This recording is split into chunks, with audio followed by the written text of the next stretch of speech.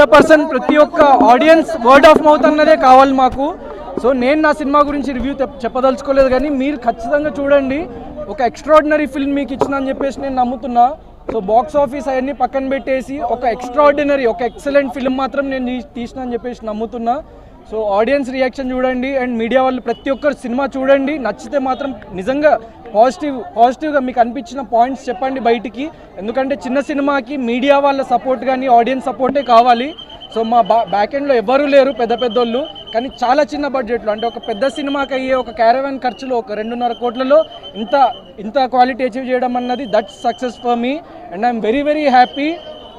ఎందుకంటే ప్రతి ఒక్క మిడిల్ క్లాస్ పర్సన్ ఎమోషన్ ఇది. గట్టిగా కొట్టినామని నమ్ముతున్నా. ఇంకా మార్నింగ్ షో స్టార్ట్ అవ్వలేదు, ప్రీమియర్ షో ఒక్కటే అయింది. Thank you. ఎట్లా అనిపించింది సినిమా? సో ప్యూర్లీ మిడిల్ క్లాస్ పీపుల్తో చూడాలని చెప్పేసి అనుకున్నా నేను సినిమా. అందుకే మీడియాని పిలిచినాము, మిడిల్ క్లాస్ పీపుల్ని పిలిచినాము. సో మీరు వాళ్ళని అడిగి తెలుసుకోండి. Thank you. నేను మళ్ళీ వచ్చి మాట్లాడతా. ప్రమోషన్స్ ఆగవు, ప్రమోషన్స్ చేస్తూనే ఉంటా. ఎందుకంటే ఈ సినిమాకి చాలా ఎక్కువ షెల్ఫ్ లైఫ్ ఉంటుందని చెప్పేసి నేను నమ్ముతున్నా.